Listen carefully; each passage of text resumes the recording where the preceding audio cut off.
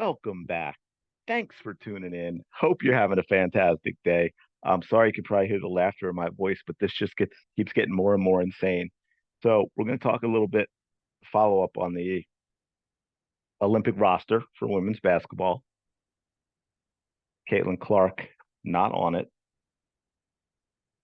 I'm not even sure if I've gotten that video up yet. There's so much has been going on. It's been nonstop. So maybe I better put that one up first. So hopefully you see it. If you haven't and it's not up yet, I'll get it up as soon as possible. But Clark didn't make it. There are some players on there, and I discussed in the video who did that shouldn't have. I'm not saying even saying Clark should have been the pick instead of them, but there are definitely three players who should not have been on the team, including Brittany Griner, who's just played her first game, I think, yesterday. So she wasn't hadn't even played a game this season when this decision had been made. But check this out: U.S. Olympic sources shift blame on Caitlin Clark decision. Shift blame, okay? They're they're saying that not picking her was not their fault, even though they make the decision. So USA Today columnist Christine Brennan says two sources claim the Clark decision was made because of how Clark fans would react if she didn't see enough playing time. Let that sink in. Here's the quote. Two other sources, both longtime U.S. basketball veterans with decades of experience in the women's game, told USA Today Sports Friday that concern over how Clark's millions of fans would react to what would likely be limited playing time on a stacked roster was a factor in the decision making. So, a few things about this. One, this blows everyone out of the water who's out there now saying how Clark's overrated and she's not good enough to be in this team and on and on and on. And they're not going to pick her just because of popularity, as if they're above that. It's all about qualifications. Well, apparently that's a lie. If these two trusted sources are correct, because they didn't, you're right, they didn't pick Clark because of her popularity. They kept her off the team because of her popularity. Let that sink in. This is really, really important to grasp and understand. Here's where we've gotten to. Anything that they do or say, and I don't just mean the U.S. Olympic Basketball Committee selection committee, but everything that's been going on here, it's none of their fault. Their own actions, not their fault.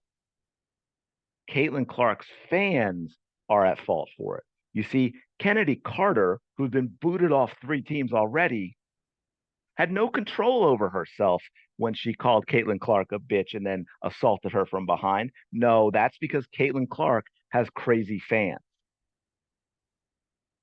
Them cheering on Caitlin Clark forced Kennedy Carter to do what she did.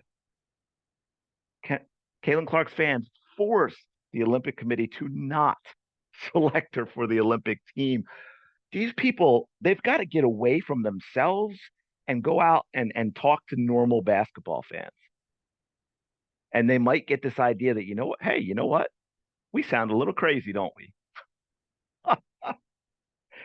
um, let's continue with this a little bit. The startling admission is telling about how other professional basketball players view Clark's popularity. Perhaps her inclusion would be a distraction. That's insane. And you know what? If that's how you feel as a professional athlete, you should retire. Brennan continued, if true, that would be an extraordinary admission of the tension that this multi-million-dollar sensation who signs autographs for dozens of children before and after every game has caused for the old guard of women's basketball.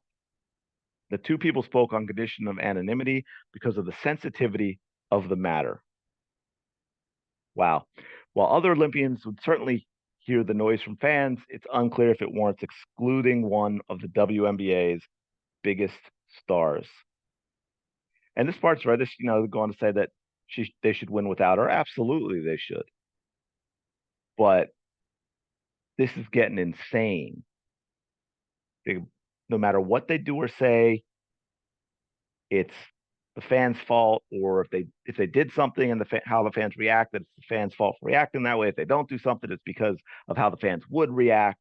This is insanity, people. This is getting like, I'm not even sure what to do with this, but this nothing will come of this, but the entire selection committee should be replaced. They should have nothing to do with USA basketball going forward, right? It's time to clean house. And let's get back to a little normalcy, a little sanity. And again, for all the people who are going to listen to this and screech, some of these comments, most of you have been overwhelmingly awesome, but as I'm sure some of you have seen, there's just been some really crazy comments as well. Maybe I'll do a video on that, but this is just nuts. This is I don't know what else to say at this point, but other than this is nuts. But let me know your thoughts below on this. Each video gets crazier. Um, Smash the like button if you get a chance. Please hit the subscribe button as well. I really do appreciate that. It does help. It sounds silly, but taking those few seconds helps out a ton. That's why I say it every video, because the more likes and comments and subscribes, the more YouTube says, hey, people are liking this. We're going to show it to more people who like similar content. And so that really helps out a lot. I really do appreciate it. I will talk to you in the next video.